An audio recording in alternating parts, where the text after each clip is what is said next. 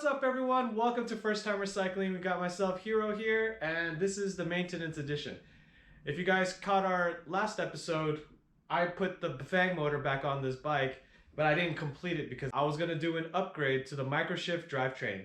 So where I left off, I just need to remove the whole chain ring, or not a cassette, because there's no cassette, it's a single speed, but I just need to remove the chain ring in the back, remove all that, and then figure out mounting the gear shifter on the bar, and I need to like tidy it up because it's going to be a lot more stuff on the bar this time, as opposed to single speed where you don't have anything but a dropper seat post actuator. So yeah, take a look at all the parts. It's all by Microshift Acolyte. It's an 8-speed. I heard great things about them, great reviews, so I'm excited to try it out on this Bafang system. On Bafangs, you really only need a low gear, a medium, and a high, but that would be like the internal gear hub. I just didn't want to go that route. If you may or may not know, I used to have a derailleur, but it got ripped off on one of the trails that we were on, Alvin and I. And so that's the reason why I went to single speed with the Bafang kit. The derailleur has a clutch. It's a nice addition, and hopefully will keep the drivetrain quiet, especially on the mountain trails. And yeah, I'm excited. So let's get to it. Woo! Gonna do a quick unboxing here. Microshift Acolyte.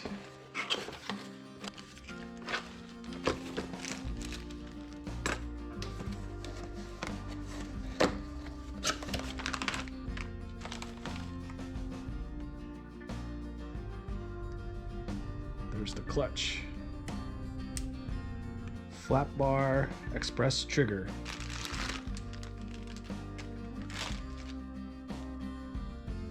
Go. Comes with the cable, so I didn't need a cable, and a little cap for the end, which is nice. Comes with everything you need, literally. The little pad here feels very nice, very good to the touch.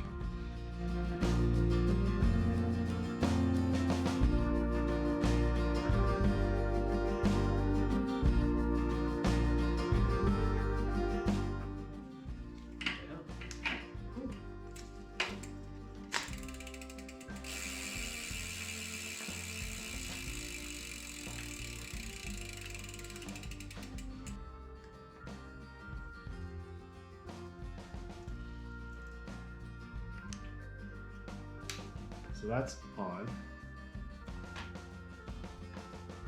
Oh wow, there's a lot more resistance.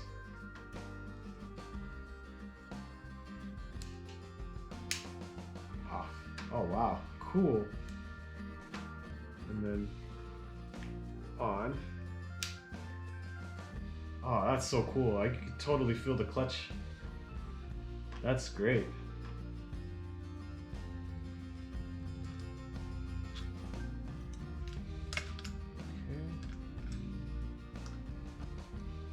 Oh, am I gonna have to take the bar off?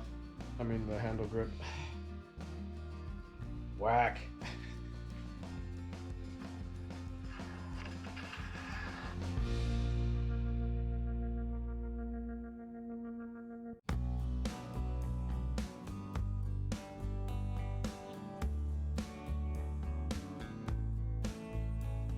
So as I route the cable, I could leave the cable exposed, but I think I will use this kit here and cover most of the cable. What I'm doing right now is I basically just unraveled the cables that the shifter came with. I'm gonna sleeve them so it's protected. This did not come with it. I bought this separately. In this sleeve kit, it came with these little caps here because you could see the exposed wire cabling. I guess the sleeve protector. And you just put this cap on. The cable will come through this little hole here.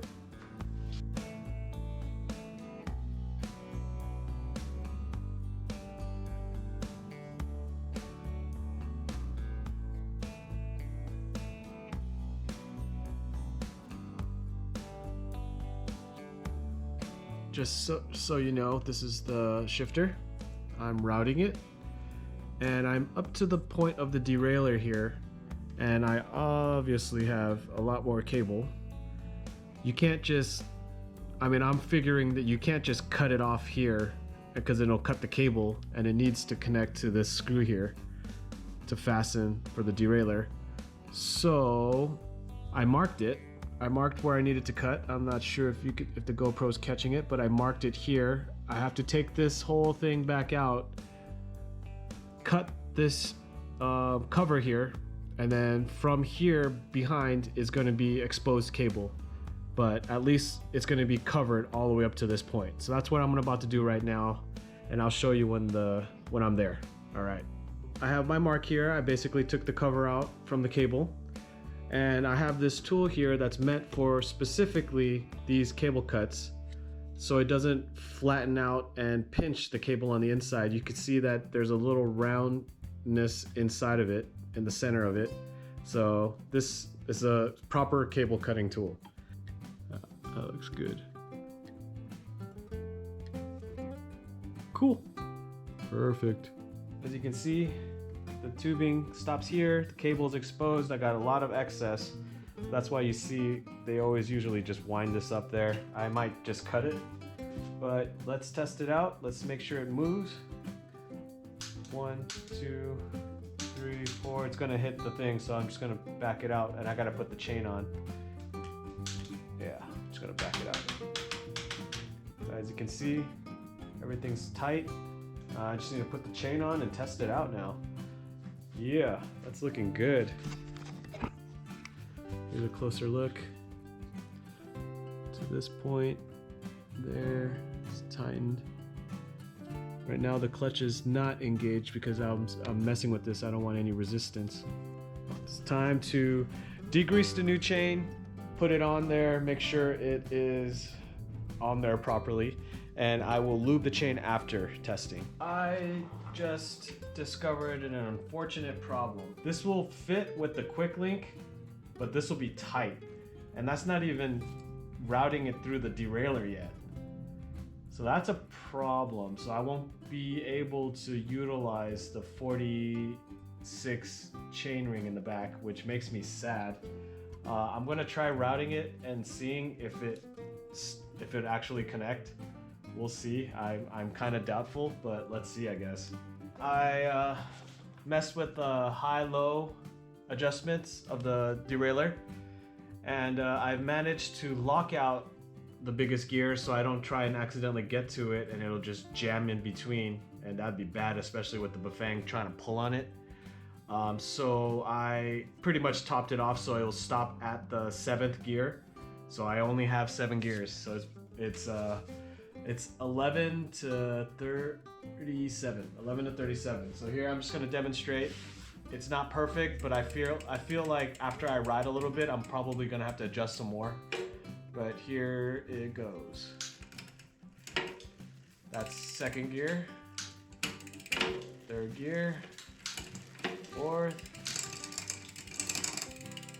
Yeah, it sounds crunchy. That's 1, 2, 3, 4, 5, 6, and 7.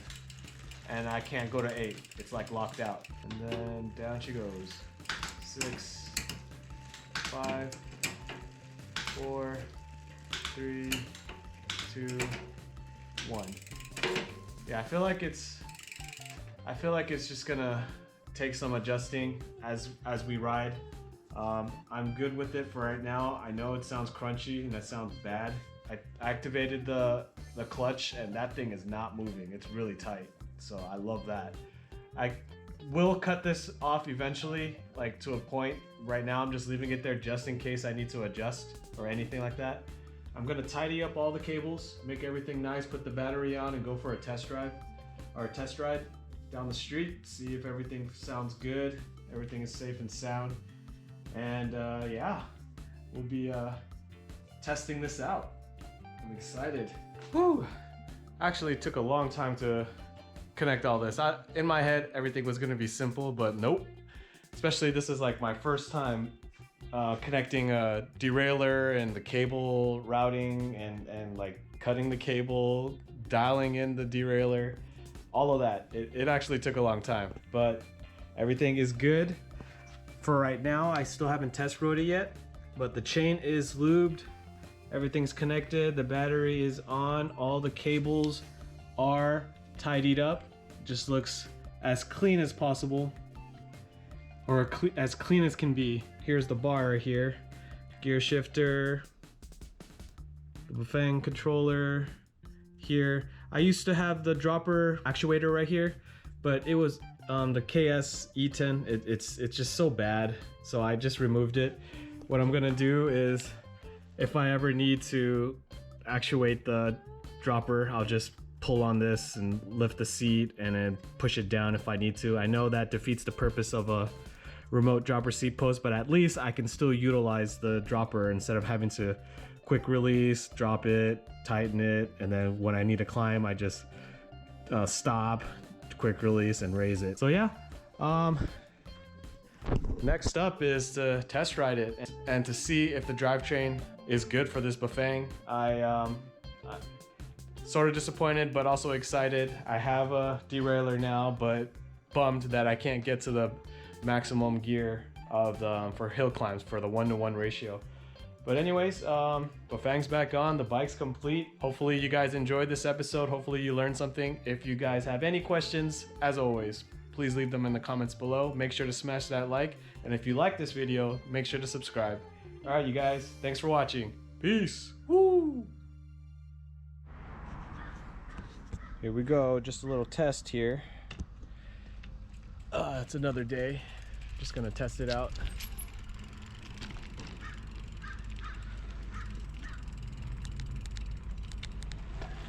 Ooh, level 4.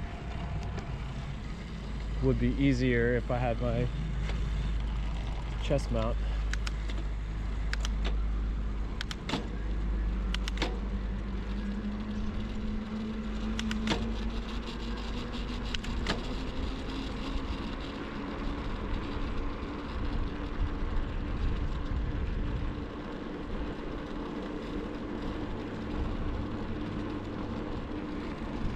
It's actually a little hard to ride with one hand.